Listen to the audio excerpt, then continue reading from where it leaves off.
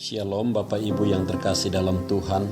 Firman Tuhan hari ini Pengkhotbah pasal 3 ayat 11 yang berbunyi demikian. Ia membuat segala sesuatu indah pada waktunya. Bahkan ia memberikan kekekalan dalam hati mereka, tetapi manusia tidak dapat menyelami pekerjaan yang dilakukan Allah dari awal sampai akhir. Di bawah judul renungan kita, kekekalan. Saudara-saudara yang terkasih dalam Tuhan, tentunya Tuhan tidak menciptakan suatu makhluk seperti manusia hanya untuk hidup sehari, melainkan manusia dicipta untuk kekekalan. Kehidupan di bumi hanyalah gladi resik yang dilakukan sebelum kehidupan yang sebenarnya. Kita akan menghabiskan jauh lebih banyak waktu di sisi lain sesudah kematian, yaitu dalam kekekalan dibandingkan yang sekarang di bumi. Bumi adalah area panggung, persiapan, percobaan untuk kehidupan. Kita dalam kekekalan, dan inilah yang merupakan pemanasan sebelum permainan yang sebenarnya. Putaran pemanasan sebelum pertandingan. Kehidupan sekarang adalah persiapan untuk kehidupan selanjutnya. Saudara-saudara, paling lama kita akan hidup 100 tahun di bumi, tetapi kita akan hidup selamanya dalam kekekalan. Sebab waktu kita di bumi adalah sebuah sisipan kecil dalam kekekalan. Kita dicipta untuk kekekalan. Alkitab berkata, Tuhan telah menanamkan kekekalan dalam hati manusia.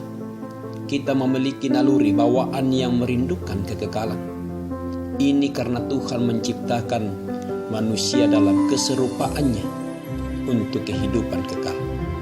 Walaupun kita tahu bahwa setiap orang pada akhirnya mati, namun kematian selalu terasa tidak wajar dan tidak adil.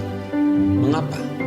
Karena yang membuat kita merasa bahwa kita seharusnya hidup selamanya adalah karena Tuhan menanamkan keinginan itu di dalam pikiran kita. Pada suatu hari nanti, jantung kita akan berhenti berdetak. Itu adalah akhir dari tubuh dan waktu kita di bumi. Tetapi itu bukanlah akhir kehidupan kita. Tubuh alami yang kita alami hanyalah tempat sementara bagi roh kita. Alkitab menyebut tubuh alami kita sebagai kemah, tetapi menyebut tubuh yang akan datang sebagai rumah.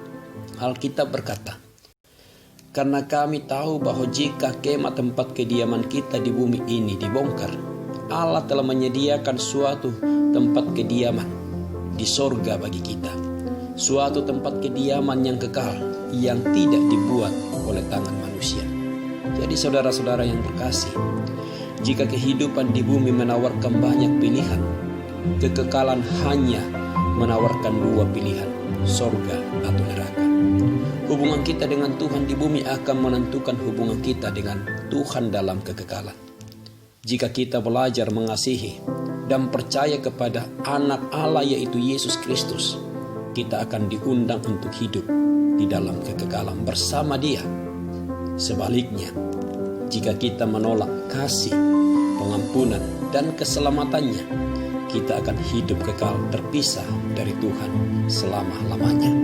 Jadi saudara-saudara yang terkasih, mari kita memiliki prinsip, komitmen iman, komitmen pelayanan, bahwa pelayanan yang kita lakukan di dalam Tuhan akan kekal, sebab akan menyampaikan hal yang kekal, yaitu Allah sebagai Sang Pencipta, pemilik kehidupan kita di dalam seluruh ruang dan kapasitas kita masing-masing. Terpuji Kristus dan Roh Kudus menolong. Amin.